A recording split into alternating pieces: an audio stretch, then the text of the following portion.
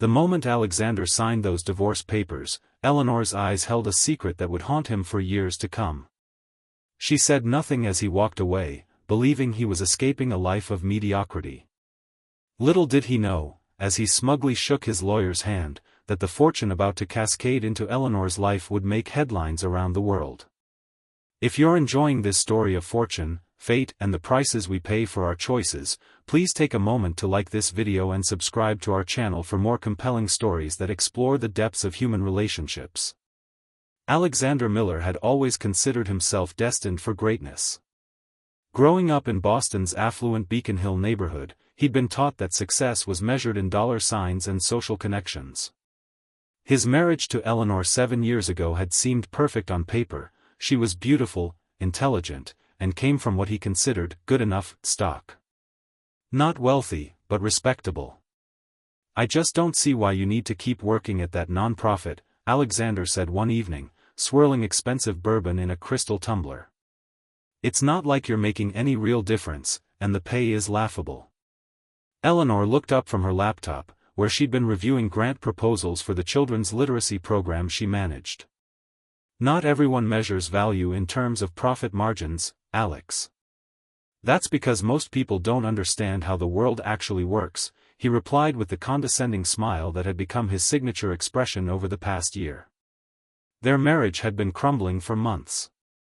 What had once felt like ambition in Alexander now revealed itself as naked greed. What Eleanor had once mistaken for confidence had calcified into arrogance. When Eleanor received the call that her elderly Uncle Edward had passed away, Alexander barely looked up from his phone. The hermit? The one who lived in that falling-apart mansion upstate? "I'm sorry for your loss, but at least there won't be any more holiday obligations to that dusty old place." Eleanor said nothing. Uncle Edward had been her only real family after her parents died. While they hadn't been close in recent years, there had been a time when his weekend visits had been the highlight of her childhood. He would bring strange souvenirs from his business trips and tell stories that made the world seem vast and full of possibility.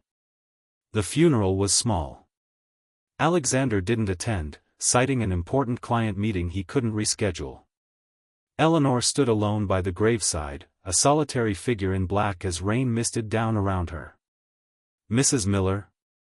A tall man in an impeccable suit approached her after the service.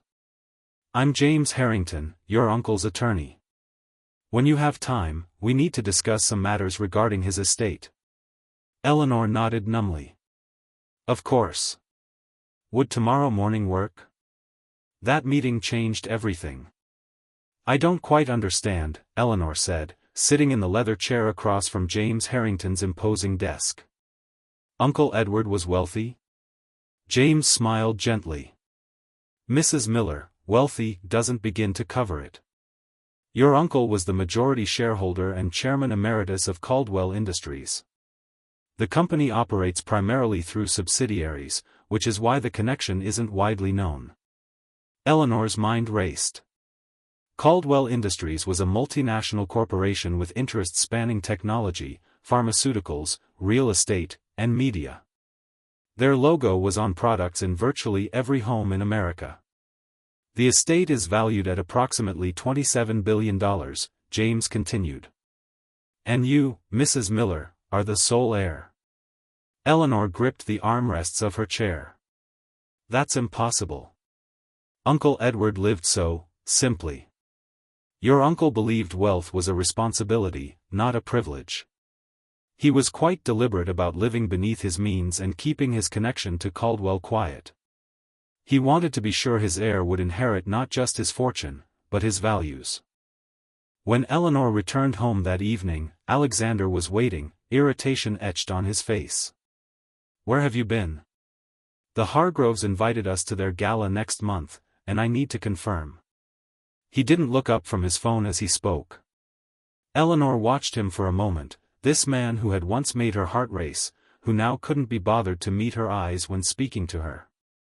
"Alex, we need to talk." "Can it wait? I'm finalizing this deal with Kingston." "No, it can't wait." Eleanor sat down across from him. "I met with Uncle Edward's attorney today. There are some things about the estate. Alexander finally looked up, annoyance clear in his expression. Did he leave you that collection of first editions he was always going on about? Or wait, the vintage car? That might actually be worth something if it's been maintained. Alex, Uncle Edward was the chairman of Caldwell Industries. Alexander's laugh was sharp. Right. And I'm secretly Jeff Bezos. Come on, Eleanor, the man wore the same sweater for 15 years. I'm serious, Alex. Uncle Edward was worth billions. And he left everything to me. The transformation in Alexander's face would have been comical if it weren't so revealing. Disbelief gave way to shock, which quickly morphed into calculation. Billions? As in, more than $1 billion? His voice had changed, becoming softer, more intimate. Eleanor nodded. 27 billion, according to James. Eleanor, this changes everything. Alexander moved to sit beside her, taking her hand. Think of what we could do together. Something cold settled in Eleanor's chest. Together? Of course, together. We're a team, aren't we?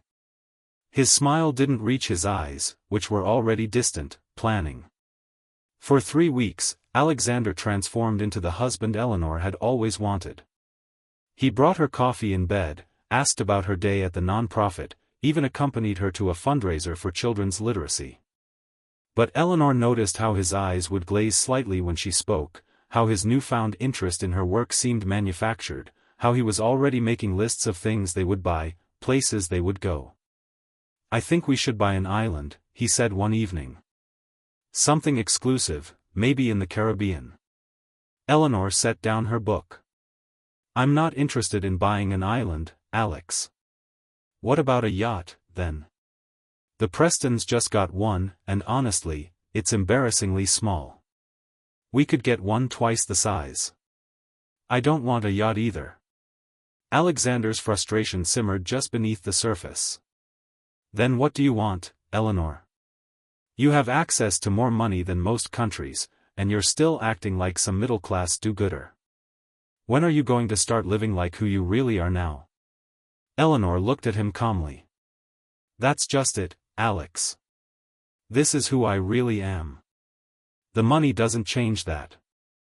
Don't be naive, he snapped. Money changes everything. The next morning, Eleanor met with James Harrington again. I need advice about something personal, she said after they discussed the transfer of some assets. James nodded encouragingly.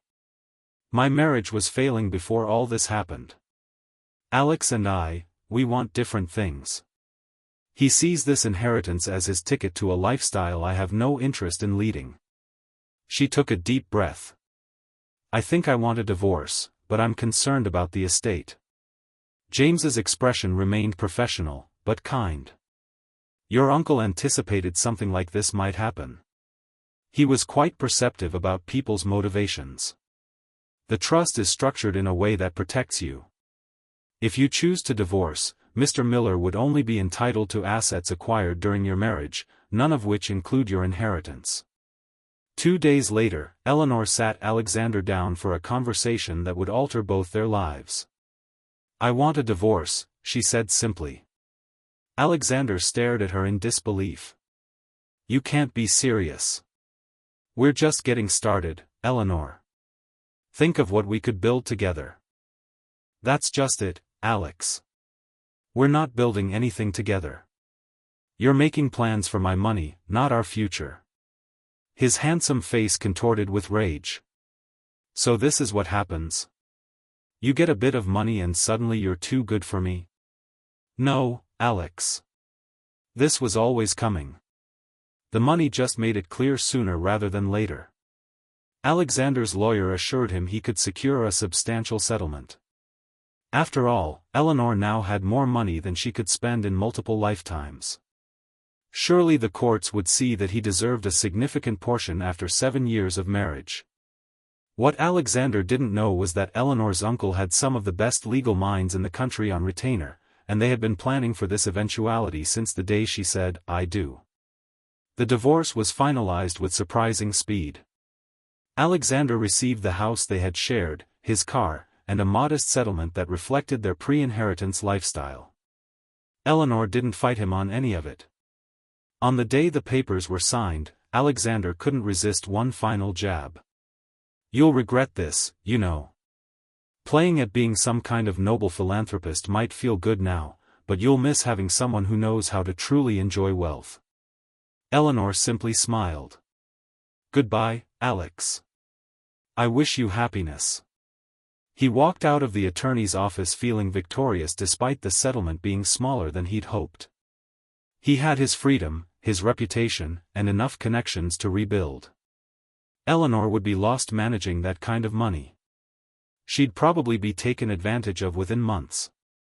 He almost felt sorry for her. The next morning, Alexander's phone exploded with notifications. Eleanor's inheritance had hit the news cycle. "Unknown heiress to Caldwell fortune plans revolutionary philanthropic initiative," read the headline in the Wall Street Journal. There was Eleanor, photographed outside the Caldwell headquarters, looking confident and purposeful in a way he'd never seen during their marriage. The article detailed her plans to use the vast resources of Caldwell Industries to address climate change, educational inequality, and medical research. Financial analysts were already praising her vision and business acumen. Apparently, she'd been quietly earning an MBA online during the last 3 years of their marriage. Alexander's phone rang. It was his friend Marcus. "Dude, did you know about your ex?" Alexander swallowed hard. "Of course I knew. Why do you think the divorce was so amicable? But you let her keep everything? Man, you could have been set for multiple lifetimes." Alexander ended the call and sank onto his sofa, the same one Eleanor had let him take without argument. The truth crashed down around him. She had known during the entire divorce process. She had known, and she hadn't fought him on the settlement because to her, it was insignificant. 6 months later, Alexander stood in the rain outside a charity gala, watching through the windows as Eleanor charmed a room full of the world's elite. Not with money or status, but with her genuine passion for the foundation she had established. She laughed at something an elderly statesman said, her entire face lighting up with joy. It was a look Alexander now realized he had never seen directed at him. As he turned to leave, a sleek black car pulled up to the curb. The window rolled down, revealing Eleanor's face. "Alex? What are you doing out here in the rain?" He fumbled for words, embarrassment burning through him. "I was just passing by." Eleanor studied him for a moment, then opened the car door. "Would you like a ride somewhere?" The kindness in her voice was somehow worse than if she'd laughed at him. Alexander shook his head. "No, thank you. I'm fine." Eleanor nodded, but before closing the door, she said, "You know, Alex, I never wanted the money to come between us. It just revealed what was already there, or wasn't there. Are you happy?" The question burst from him before he could stop it. Eleanor's smile was genuine. "Yes, I am. Not because of the money, but because I'm living with purpose. I hope someday you find what truly makes you happy too." As her car pulled away, Alexander stood alone in the rain, finally understanding what he had lost, not a fortune, but a woman whose worth had never had anything to do with her bank account. Eleanor's foundation went on to revolutionize access to education in underserved communities worldwide. Alexander eventually found modest success running a boutique investment firm, though he never again achieved the status he had once taken for granted as Eleanor Miller's husband. Years later, when asked by a journalist if she ever regretted how things had ended with her ex-husband, Eleanor smiled thoughtfully. "Regret isn't productive. Alexander and I wanted fundamentally different things from life. My inheritance didn't create that divide, it just illuminated it. I'm grateful for the clarity it brought, even if the process was painful." "And what would you say to him now, if you could?" Eleanor considered the question carefully. I'd tell him that true wealth isn't measured by what you own, but by what you build, who you help, and how many lives you touch. It took losing everything I thought I wanted to find what I truly needed. Sometimes the greatest fortune is discovering your own purpose. Thank you for watching this story about wealth, values, and the true meaning of fortune. If you enjoyed it, please like this video and subscribe to our channel for more stories that explore the complexities of human relationships and the choices that define our lives.